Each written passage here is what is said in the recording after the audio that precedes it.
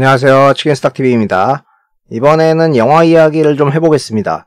주식 혹은 투자와 관련된 주제로 영화들이 그동안 몇 편 있었죠. 근데 그렇게 볼만한 게 많지는 않습니다. 제가 추천하고자 하는 영화는 올리버 스톤 감독의 월스트리트 1편입니다. 찰리 신과 마이클 더글러스가 주연으로 나왔던 1987년작이고요. 2010년도에 이 영화의 후속작인 2편이 나오기도 했습니다만은 워낙 졸작이기 때문에 흑역사, 그건 없는 영화라고 봐도 무방합니다. 사실상 1편이 주식업계의 생태계를 잘 나타내는 영화라고 생각이 되고 여러 시사점들도 있습니다. 안 보셨으면 꼭 한번 보시기 바랍니다. 우리나라에서도 당시에 개봉을 했었는데요. 흥행은 잘 못했습니다. 아무튼 이 영화에 대해서 이모저모를 이야기해보고자 하는데 일단 처음이니까 줄거리를 위주로 먼저 풀어보고요. 각 명장면, 씬들이나 인물들이 의미하는 부분도 나름 큰데 그런 디테일은 쪼개서 후에 따로 다뤄보도록 하겠습니다. 시작하기 전에 몇 가지 워닝을 드리자면은 제가 영화 전문 유튜버가 아니기 때문에 영상 위주로 흥미롭게 풀어가지는 못한다는 점, 그리고 스포일러가 들어갈 수밖에 없다는 부분을 알려드립니다. 자, 시작하겠습니다. 이 영화는 잘생긴 주인공 찰리 신, 버드 팍스의 이야기입니다. 이 친구는 이제 증권사에 다니고 있고 직책은 어카운트 이그지큐티브인데 그냥 영업직이에요. 텔레마케팅 비슷하게 전화를 엄청 돌려가지고 고객들한테 계좌를 특이하고 증권 거래를 해서 수수료 먹고 사는 그런 일이죠. 그래서 다들 여기 전화기만 붙잡고 있습니다. 사무실에 동료들이 있습니다. 옆자리에 마빈이란 동기가 있고 무능한 선배인 댄이 있고 좋은 선배 루 메나힘, 기타 등등의 동료가 있고 하는 일 없이 돌아다니면서 갈구기만 하는 영업부장 린치가 있습니다. 피터 린치. 다들 고객을 유치하려고 열심히 노력을 합니다. 근데 예나 지금이나 이런 일들은 난이도가 꽤 있는 직종이거든요. 그러니까 사람을 상대하는 것도 힘들고 사는 주식도 올라야 되는데 손해나면은 물어내라는 진상 고객도 있고 스트레스를 많이 받습니다. 그러니까 주인공의 아버지는 항공사의 노조위원장인데요. 비행기 정비 같은 걸 하는데 네가 월스트리트 안 가고 우리 회사 왔으면은 지금 하는 것보다 훨씬 낫지 이러시는데 주인공은 아직까지는 젊고 야망이 있습니다. 그래서 증권가에서 성공하고 싶어 하고 결국에는 궁극적으로 돈을 많이 벌어가지고 전업투자자가 되고 싶어하는 그런 꿈을 가진 사람입니다. 그래서 맨날 주식만 보고 있어요. 반면에 옆에 있는 동기 마비는 그냥 친구예요. 야, 너는 펀드 매니저도 아닌데 주식 공부 그렇게 열심히 하면 뭐하냐. 오늘 내가 쏜다. 놀러가자. 뭐 그런 친구죠. 아무튼 버드의 하루 일과 중 하나가 전화를 하는 건데 특히나 큰손 고든 개코한테 전화를 하는 겁니다. 이 사람이 아주 유명한 돈 많은 큰손이라는 거죠. 그래서 마빈 왈, 돈 벌고 싶으면 이런 사람들한테 붙어야 된다. 이 사람이 어느 정도로 대단한 사람이냐면은 뭐 악재 떴다 그럼 바로 매도하는데 챌린저 호 폭파 30초 후 만에 나사 주식을 팔았다는 그런 무용담이 있을 정도죠. 근데 이게 말이 되겠어요? 이게 가능하려면은 뿌락치가 있다는 소리죠. 그래서 도덕성이 아주 결여된 사람이기도 합니다. 근데 어마무시한 큰손이다. 그래서 맨날 전화를 하는데 이게 비서단에서 다 잘려가지고 연결이 안 됩니다. 그래도 포기는 안 하니까 생일을 알고 있다가 선물을 이렇게 사가지고 막무가내로 사무실로 들어가요.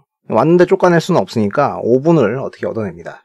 그래서 인생이 바뀔 수 있는 순간 지금이 그때다 그러면서 드디어 베일에 쌓였던 큰손 마이클 더글러스 고든 개코라는 거물을 만나게 되는 겁니다.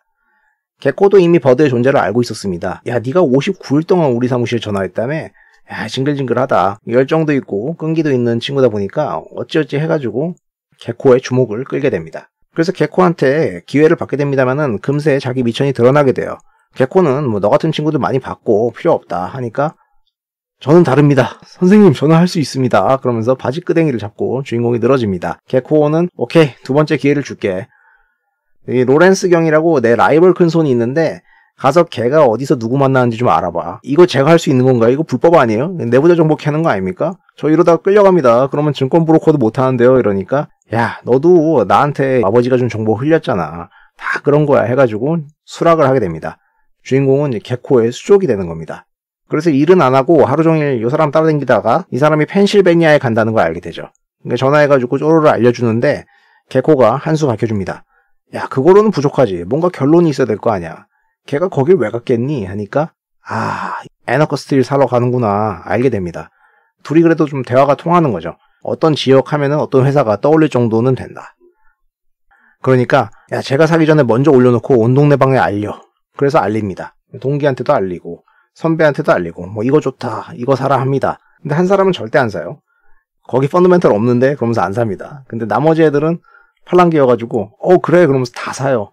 검증 같은 거 안 해요. 그래서 주가가 많이 오르고 그걸로 많이 해먹습니다. 성공을 했기 때문에 돈맛을 봤죠. 그 이후에 개코가 점점 요구하는 게 많아집니다. 야, 이 게임 하는 법 알았지? 그러니까 이제 알아서 갖고 와. 언제 어디서 네가 어떻게 하든지 상관없으니까 무조건 내부자 정보 빼오라는 거죠. 돈을 벌고 싶으니까 온갖 방법을 씁니다. 변호사 친구한테 가가지고 야 니네 M&A 진행하는 거 잘 되고 있냐? 야 그런 거 가르쳐주면 안 돼. 나 잘린다 그러죠. 야 대학 동창들끼리 밥 먹다 보면은 뭐 이런저런 이야기도 할 수 있지. 야 그거 불법이면 다 잡혀가지 하니까 내가 가르쳐주면 못 떨어지는데 너 돈 벌 수 있어. 그래가지고 정보를 넣는 각종 루트들을 확보하게 되고 영화에서는 아예 막 컨설턴트로 위장을 해가지고 회사에 잠입을 해가지고 자료를 빼오기도 해요. 사실 뭐 대부분 이런 식으로 정보가 리키지 발생을 하죠. 어느 날 갑자기 뜬금없는 주가 상승, 뭐 그리고 인수한다, 매각한다, 뭐 조회 공시 나오고 기사들 나오고 이게 어떻게 가능하겠어요? 다 중간에 뿌락치들이 해먹는 애들이 많은 겁니다. 그리고 뿌락치 같은 경우에는 직급의 위아래를 가리지 않고 존재하고 취급하는 정보도 다양하죠. 특히나 한국 주식 같은 경우에는 이런 리키지가 엄청 심합니다. 어쨌든 이런 식으로 해가지고 버드는 개코랑 돈을 많이 벌게 됩니다.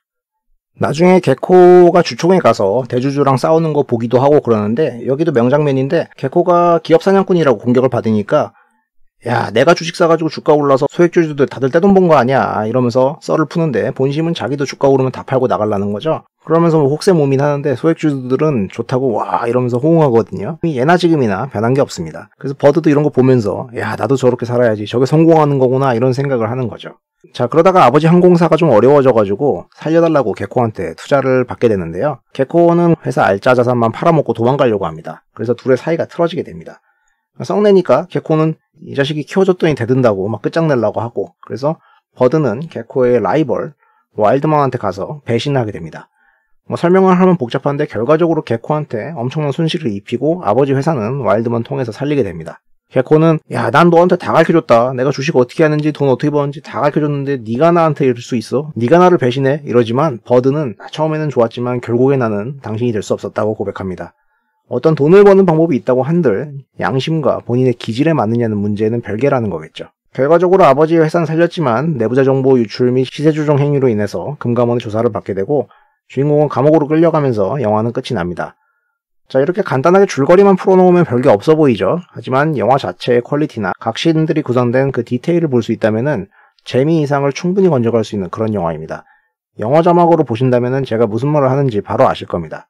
무려 1987년도 미국 영화지만 2021년 지금도 대한민국에서 주식 투자가 상당히 이런 식으로 이루어지는 부분이 있기 때문에 분명히 시사하는 바가 있습니다. 참고로 이 영화는 제 인생 탑 10에 들어가는 그런 영화인데요. 개인적으로 찰리 씬한테 되게 감정이입이 많이 돼서 젊은 시절에 저를 보는 것 같기 때문에 종종 추억에 빠지기도 합니다. 제가 지금은 조용히 살고 있지만은 예전에 제 실력과 별개로 정말 주식에 미쳐가지고 많은 시간을 보내던 사람이었고 닥치는 대로 여기저기 두드려서 투자 고수 큰손들 찾아가가지고 한 번만 만나주십시오. 주식을 가르쳐주십시오 했던 적도 있거든요. 어떤 전업투자자들의 이너서클에 들어가고 싶었던 시절도 있었습니다만은 결국 그게 제 기질에 안 맞거나 뭔가 다르다는 것을 알게 되고 잘 안 돼서 거리를 두게 되었습니다. 마치 버드 퍽스가 고등개코가 될 수 없었던 것 같죠. 자, 이상으로 영화 월스트리트 1편의 대략적인 내용들을 훑어봤습니다. 보다 자세한 씬들과 내용들은 추후 영상에서 다뤄보도록 하겠습니다. 영상 도움되셨다면 구독과 좋아요를 부탁드리고요. 시청해주셔서 감사합니다.